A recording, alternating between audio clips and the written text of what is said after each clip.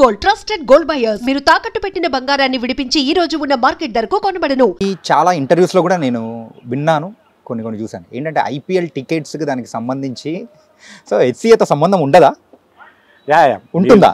చాలా సార్లు ఈ క్వశ్చన్కి నేను ఆన్సర్ ఇవ్వడానికి ట్రై చేశాను. మళ్ళీ మీరు ఒక మంచి క్వశ్చన్ ఐపీఎల్ ముందు అడిగారు, థ్యాంక్ యూ ఫర్ దాట్. ఐపీఎల్కి ఏ స్టేడియం కూడా ఈవెన్ బీసీఏ కూడా టికెట్కి సంబంధం ఉండదు. ఎనీ స్టేట్ ఆర్గనైజేషన్ కూడా ఇది ఓన్లీ మనం ఫంక్షన్ హాల్ వాళ్ళకి ఎట్లయితే పెళ్లి చేసుకునే వాళ్ళకి రెంట్కి ఇస్తామో ఐపీఎల్ ఎస్ఆర్హెచ్ టీమ్కి దీన్ని మేము రెంట్కి ఇస్తాం. ఓకే, వాళ్ళు ప్రతి మ్యాచ్కి నేను ఓపెన్గా నెంబర్స్ కూడా చెప్తున్నా, ఈవెన్ మీరు బీసీసీఐ వెబ్సైట్లో కూడా చూస్తారు. 1.5 crore రూపీస్ ప్రతి మ్యాచ్కి మాకు రెంట్ పే చేస్తారు వాళ్ళు. ఓకే, ఆ రెంట్ పే చేసినందుకు టికెట్స్ కానీ వాళ్ళు కానీ అన్ని టికెట్స్ వాళ్ళే సేల్ చేసుకుంటారు. టికెట్ రేటింగ్లో మాకు సంబంధం లేదు, టికెట్ సేల్లో మాకు సంబంధం లేదు, ఈవెన్ కాంప్లిమెంటరీ టికెట్లో కూడా మాకు సంబంధం లేదు. ఓన్లీ మాకు 10% టికెట్స్ అనేది కాంప్లిమెంటరీ ఇస్తారు.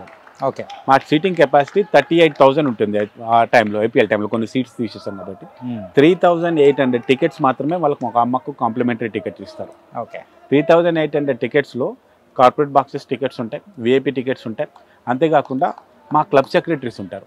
మా క్లబ్ సెక్రటరీకి ఈచ్ క్లబ్ సెక్రటరీకి మాకు 212 క్లబ్స్ 14 క్లబ్స్ ఉన్నాయి. ఈచ్ క్లబ్ సెక్రటరీకి మేము 4-5 టికెట్స్ ఇస్తాం. ఓకే, ప్లస్ మా ప్లేయర్స్ ఉన్నారు, రెగ్యులర్గా మాకు రంజీ ఆడే ప్లేయర్స్ వాళ్ళు, ఎక్స్ ప్లేయర్స్ ఉన్నారు, ప్లస్ ఎక్స్ ఆఫీస్ బ్యారియర్స్ ఉన్నారు. వీళ్ళందరికీ టికెట్స్ ఇచ్చిన దగ్గర నా దగ్గర 50-60 మిగులుతాయి నాకు యాజ్ ఎ ప్రెసిడెంట్గా. నాకు ఎవరైనా ఎందుకంటే స్టేడియం సంబంధించిన వాళ్ళు కానీ లేదంటే మాకు రెగ్యులర్గా ఇక్కడ మా వెండర్స్ కానీ వీళ్ళందరూ కానీ ఏమైనా కాంప్లిమెంట్ ఇచ్చుకుని నా దగ్గర మాక్సిమం 50 టికెట్స్ ఉంటాయి. సార్ ఇదేదో క్లారిఫికేషన్ ఎవరికో ఇస్తున్నట్టు అనిపిస్తుంది. ఏంటంటే మ్యాచ్ వస్తున్న సందర్భాల్లో అయితే ప్రతి ఒక్కరు కూడా ఈవెన్ స్పోర్ట్స్ జర్నలిస్ట్ దగ్గర నుంచి వర్క్ చేస్తున్న ప్రతి ఒక్కరు స్టేడియంలో వర్క్ చేస్తున్న వాళ్ళందరికీ కాల్ చేసి వాళ్ళ ఫ్రెండ్స్ కానీ అరే మామ టికెట్స్ ఇవ్వడు మామ టికెట్స్ అని, ఇంకా మీకైతే ఇంకా చెప్పనవసరం లేదు. అదే చెప్తున్నా నేను. జనరల్గా మన జర్నలిస్ట్ మిత్రులు ఉన్నారు, జర్నలిస్ట్ మిత్రులకు మాకు రెగ్యులర్గా మంచి అసోసియేషన్ ఉంటాయి. వాళ్ళకి మేము 1 or 2 passes ఇస్తాం, వాళ్ళ ఫ్యామిలీ మెంబర్స్కి. వాళ్ళ మీదనే అంత ప్రెషర్ ఉంటుంది. Just imagine my pressure. అది అలాగే ఉంటుంది. అంటే ఐపీఎల్కి ఇండియాలో ఉన్నంత క్రేజ్ మనం దాన్ని ఎప్పటికీ తగ్గించలేము, దాని ప్రకారంగా సీటింగ్ కెపాసిటీ కూడా పెంచలేము. ఇది ఇప్పుడు కాదు కదా, ఇంకొక 10-15 సంవత్సరాల తర్వాత కూడా ఇది ఇలాగే జరుగుతుంది. ప్రతి ఐపీఎస్ మ్యాచ్ అప్పుడు మా మీద ట్రోల్ జరుగుతూనే ఉంటుంది, మా మీద దాడి కూడా జరుగుతూనే ఉంటుంది. ఇది జనరల్గా. ఎస్, దాడి అంటే ఎలాంటి దాడి? అన్ని ఫిజికల్ దాడుల దగ్గర నుంచి ప్రతి ఒక్కటి దాకా.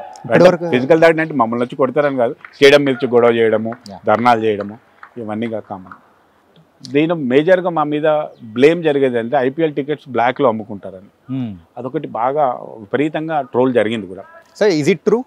ఒక విషయం అండి, 70-80 టికెట్స్ మా దగ్గరకు వస్తే ఆ టికెట్స్ బ్లాక్లో అమ్ముకోవాల్సింది అంటే అంత తక్కువ ఉంది. ఇప్పుడు నాకే రియల్గా కూడా నా ఫ్రెండ్స్కి నా ఫ్యామిలీ మెంబర్కి ఇవ్వాలంటే కూడా మినిమం 2-3,000 టికెట్స్ నాకు రిక్వైర్మెంట్ ఉంటాయి. అవి ఓన్లీ నా ఫ్యామిలీ మెంబర్స్ నా ఫ్రెండ్స్కి ఇస్తాను. రైట్, అవన్నీ పోయిన తర్వాత బ్లాక్లు ఇవ్వడం అనేది ఎట్లా ఉండదు. ఇంకొకటి కూడా ఏంటంటే ఇక్కడ జరిగితే బ్లాక్లో ఒక విషయం జరుగుతుంది, ఎవరు కంట్రోల్ చేయని విషయం.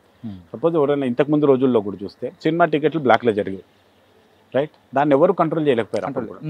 ఇప్పుడు సపోజ్ మీరే ఉన్నారనుకుందాం, మీరు మీ ఫ్రెండ్కి ఒక పాస్ ఇచ్చారనుకుందాం, రైట్, మీరు జర్నలిస్ట్గా మీకు 2 పాసులు వస్తాయి, ఒక పాస్ మీ ఫ్రెండ్కి ఇచ్చారనుకుందాం, ఆయన బ్లాక్లో అమ్ముకున్నాడు అనుకుందాం లెట్సే, అది మనకి ఎట్లా సంబంధం ఉంటుంది? రైట్, అట్లా జరుగుండొచ్చు, జరగలేదని చెప్పలేం. డైరెక్ట్గా హెచ్సిఏ కానీ హెచ్సిఏ ఎంప్లాయీలు కానీ హెచ్సిఏ క్లబ్ సెక్రటరీలు కానీ ఎవరు బ్లాక్లో చేయరు, ఇది గ్యారంటీ.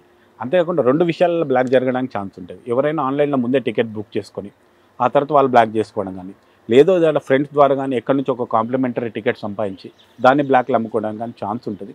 దాన్ని కంట్రోల్ చేయడం అనేది అది పోలీస్ అండ్ ఇంటెలిజెన్స్ డిపార్ట్మెంట్ చేయాల్సింది. అది మా చేతిలో లేని పని, మేము చేయలేని పని.